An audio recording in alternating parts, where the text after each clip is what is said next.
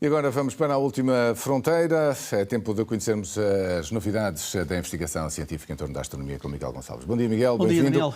Ora bem, buracos negros, esses nossos amigos que sugam tudo logo pela manhã. Vamos lá ver que pequenos almoços são esses dois. O que é que nos vais contar sobre buracos negros? E estes sugam ainda muito mais e há astrónomos portugueses envolvidos nesta investigação que correu o mundo mediático por causa de um buraco negro que foi detectado a 12,8 mil milhões de anos-luz da Terra, que é como quem diz, o universo tinha apenas 900 milhões de anos, quando este buraco negro começou esta sua atividade, e é o buraco negro que emite no comprimento de raio-x com maior intensidade que alguma vez foi registado num buraco negro. Repara que nós estamos a falar dos primeiros 1.000 milhões de anos do universo. Sim.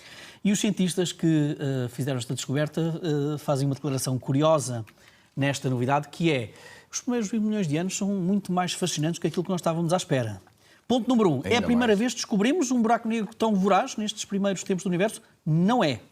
Isso não quer dizer que não seja uma novidade extraordinária, porque estamos a encontrar mais um que ultrapassa aquilo que são os limites teóricos que a nossa física explica. O que é que isto quer dizer? Quer dizer que, quando falamos em buracos negros, como tu disseste, e muito bem, estamos habituados à expressão do sugar. Exatamente. Consegue atrair para si todo o tipo de massa, de energia, chama-se negro porque nada escapa a esse poço gravitacional, que é, no fundo, um buraco negro. Mas temos aqui um outro revés da história, que é o seguinte: nós estamos a falar não apenas de um buraco negro, estamos a falar de um quasar. O que é que isto quer dizer? Quer dizer que estamos a falar de um buraco negro com uma massa inacreditável. Quando eu digo inacreditável, é superior a 1.000 milhões de vezes a massa do nosso Sol. Portanto, é gigantesco. E que tem à sua volta um disco de matéria que roda muito rapidamente à volta do buraco negro. E se roda muito rapidamente, quer dizer que também está muito quente.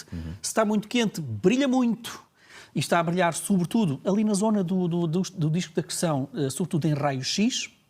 E os cientistas olharam para este buraco negro e viram: não, isto tem aqui emissão a mais. O buraco negro está a comer muito mais rapidamente material do que aquilo que está estabelecido no chamado limite de Eddington. Eddington é o nome do cientista que estabeleceu este limite. O que é que isto quer dizer?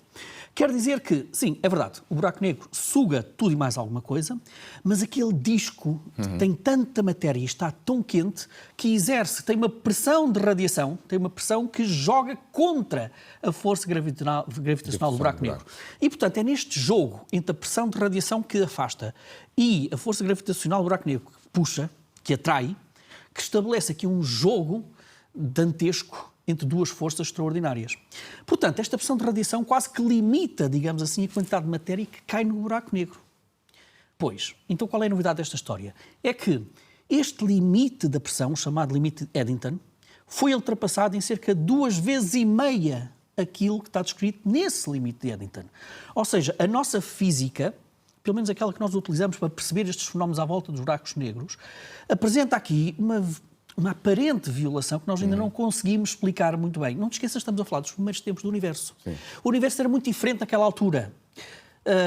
Ainda não sabemos muito bem o que é que provoca isto, mas há aqui algumas teorias, algumas ideias que mesmo assim não nos dão respostas para tudo isto. Como, por exemplo, estamos a falar dos primeiros tempos do universo. A temperatura do universo era diferente, a pressão era diferente. Será que de alguma forma as leis da física seriam um bocadinho diferentes? Outro lado muito interessante, matéria escura. A matéria escura é o segundo maior constituinte do universo. Será que a matéria escura, naqueles primeiros tempos do universo, tinha algum tipo de preponderância extra, digamos assim, que nós não estávamos a contar e que, portanto, faz aqui quase que uma espécie de batota? No fundo, conseguindo jogar um bocado com a pressão de radiação e facilitando ainda muito mais este crescimento inacreditável dos buracos negros primordiais? Não sabemos, mas de qualquer forma tudo isto são interrogações extraordinárias para os cientistas e nomeadamente também para os cientistas portugueses, porque nós vamos ter em breve um outro telescópio europeu de raio-x, o NEWATINA, para verificar também este tipo de ocorrências. Outro conjunto de radiotelescópios, o Square Kilometre Array, o SKA, também tem muitos portugueses à mistura, também vai estar em funcionamento em todo o seu esplendor daqui a uns anos para também tentar perceber, no fundo, como é que funcionam este tipo de eventos. Sim. E só para terminar, por razão, lá em casa devem estar pessoas a perguntar, mas o que é que isto tem de interessante? Ainda por cima estamos a falar de uma coisa que aconteceu nos primeiros tempos do universo. Qual é o impacto desta atividade dos buracos negros, mesmo hoje em dia, no nosso universo atual, na nossa galáxia, por exemplo? Olha, porque muitas destas buracos negros, quando têm este tipo de comportamento, exibem jatos, têm jatos de energia poderosíssimos que passam por toda a extensão de uma galáxia, e nós sabemos hoje que esses jatos podem alterar também a taxa de formação de novas estrelas, mexe com a maternidade das estrelas e, portanto, esta quantidade de energia, este balanço de energia, estes eventos energéticos no coração das galáxias, onde estão estes buracos negros supermaciços, podem influenciar toda a natalidade de estrelas numa própria galáxia. E ajudar a explicar, eventualmente, outros fenómenos que estão aí por explicar. Exatamente. Bem, vamos lá falar agora desses que já conhecemos, que são asteroides, obviamente, que andam por aí, e também o nosso Sol, que continua a cativar muito a atenção, obviamente. E parece que ele anda a acordar, quando devia estar adormecido, que é uma coisa muito curiosa. Quando falamos disto, acordar, estamos a falar do ciclo energético do Sol, o ciclo magnético do Sol. Tem vários ciclos no tempo, há ciclos de milhares de anos, outras centenas. Aquele que é chamado o ciclo mais básico, aquele que nós conhecemos melhor, que também é o mais curto que nós conseguimos apreender, é o ciclo de 11 anos, em que o Sol vai de um mínimo ao máximo, depois regressa ao mínimo da sua atividade energética, que é medida também pelas manchas solares. Nós começamos com poucas manchas solares e depois vai aumentando no número de manchas solares e depois volta a descer. Elas começam, sobretudo, nas zonas dos polos e depois, à medida que o ciclo se intensifica, começa a descer em direção ao Equador. E, portanto, nós estamos habituados a esse ciclo de 11 anos. Ora bem, o ciclo anterior terminou em 2019, portanto, começa em 2019 um outro ciclo. Repara que 2019 eu disse que eram 11 anos. Sim. Quer dizer que a meio do ciclo apresenta o máximo. 2019 mais 5, 6 anos quer dizer que nós já atingimos o máximo e, portanto, o Sol devia estar a decrescer a sua atividade, devia estar a adormecer na sua atividade. Era tão bom que fosse assim, não é, Daniel? Não está? É que agora um conjunto de cientistas da NASA, e não só, analisou vários dados que nós temos sobre a energia, sobre o magnetismo do Sol, e chegou a esta conclusão interessante. Não, ele não está a adormecer. O Sol continua a estar demasiado ativo para esta fase de declínio que deveria registar e, portanto, temos aqui um pequeno, grande mistério. Ora, e problema, porque essas radiações podem ter implicações, não é? Porque nós, ainda por cima, dependemos cada vez mais, temos a chamada meteorologia espacial, que nos diz, que nos estabelece esta relação entre a atividade do Sol e a radiação que chega ao nosso próprio planeta, onde temos milhares já de satélites à volta do nosso planeta que também ficam afetados por esta atividade do Sol. Portanto, convém mesmo perceber este tipo de atividade do Sol. Então, o que é que se passa aqui? Portanto, eu falei que tínhamos este ciclo de 11 anos, mínimo, máximo e depois mínimo. E repare que no fim destes 11 anos, o campo magnético do Sol inverte, os seus polos invertem-se. Ou seja, tens no ano 1, tens norte magnético, sul magnético, depois, no final de 11 anos, tu tens cá em cima o sul magnético e cá em baixo o norte magnético.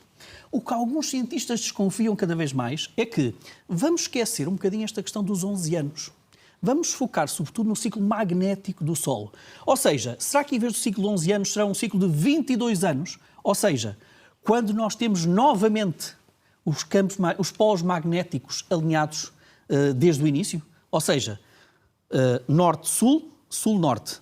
Então, se calhar, não são 11 anos, são 22 anos, que é quando nós voltamos a ter o polo norte magnético, eu vou simplificar, cá em cima, e o polo sul magnético cá em baixo. Se for esse o caso... Para 2030 já sabemos isso ou não? Mas, e não é só isso, se for esse o caso, então conseguimos perceber melhor estas alterações na intensidade do Sol, da sua atividade, e perceber melhor, então, como é que será expectável. Olha, muitas vezes, até agora, com a ajuda da inteligência artificial, como é que estes novos dados nos ajudam a perceber o ciclo energético do nosso Sol. Mas isto é uma surpresa solar. Temos a surpresa também asteroidal. Isto porque, olha, apresento o asteroide 1998, KY26, e por que razão é que este asteroide tem tanta piada? Ele parece ser muito monótono, mas não é. É que ele daqui a uns anos vai ser visitado pela missão Hayabusa 2 da Agência Espacial Japonesa, que quer tentar fazer aquilo que conseguiu com muito sucesso fazer no asteroide Ryugu. No asteroide Ryugu, esta missão japonesa conseguiu descer até à superfície deste asteroide, recolher material da sua superfície e regressar com amostras para a Terra. Tirou numa cápsula, veio cá ter. a Hayabusa 2 ainda tinha combustível para ir a outro asteroide. Lá está. Então, 1998, capítulo 26. Quando os cientistas analisaram este asteroide, inicialmente pensaram que, olha, isto é um asteroide com piada, com mais de 30 metros de diâmetro e que demora cerca de 11 minutos a girar sobre si próprio. Portanto, o dia eram 11 minutos. Pois, mas sabe uma coisa engraçada? É que os novos dados diziam o seguinte: não, ele não tem 30 metros, tem apenas 11. Não, ele não demora 11 horas a girar, 11 minutos a girar à sua volta, demora apenas 5. Olha, isto é o mesmo que tu tiveres um carro para estacionar e depois reparas que o teu lugar para estacionar é 2 vezes mais pequenininho e, portanto, os cientistas agora olham para este asteroide e pensam: será que esta missão Hayabusa 2 vai conseguir fazer isto que nós estamos aqui a ver que fez no asteroide Ryugu? Ou seja, aterrar num asteroide que é muito mais pequeno e que gira muito mais rapidamente do que aquilo que estávamos à espera? Não sabemos. Cá estaremos para ver. Certo, então olha, Miguel, vamos ainda mostrar aqui um mapa então 3D para terminarmos a nossa conversa. O mais preciso de sempre, não é? De berçários de estrelas. Graças ao telescópio espacial Gaia, conseguimos então fazer o mapa tridimensional mais preciso das maternidades estelares. Olha, estávamos a falar há bocado da relação buracos negros com maternidades estelares. São áreas escuras, são nebulosas escuras. É verdade, as estrelas nascem do escuro, destas regiões grandes, escuras, cheias de hidrogênio, cheias também de algumas poeiras que, quando atingem uma massa crítica, colapsam sobre si próprias para dar origem às estrelas. E, portanto, este é um mapa 3D e que foi feito à custa de cerca de 44 milhões de estrelas comuns, entre aspas, e 88 estrelas grandinhas. E o que nós estamos a ver é as maternidades de estrelas que se estendem até cerca de 4.000 anos-luz de nós, do Sol. E isto é fundamental porque isto é cartografia da natalidade estelar aqui nas nossas redondezas. Isto é um bocado de poesia, mas também é pura ciência, que agora, mais uma vez, o Gaia, que já está na reforma, mas os cientistas ainda continuam a trabalhar os dados preciosos do Gaia. Mas isto significa que estes dados estão do início dessas estrelas. Do início, são exatamente dos sítios das maternidades e dos sítios onde este colapso de matéria vai originar então estas estrelas nas redondezas do Sol. Claro que nós estamos a falar de escalas de tempo. Muito grande. Milhões de anos, milhares de milhões de anos, mas interessa saber o que está aqui à nossa volta. Miguel, obrigado. Bom dia. Muito obrigado, bom dia. E é assim, com esta maternidade de estrelas e este mapa 3D, que fechamos esta hora de informação. Já voltamos com mais notícias. Até já.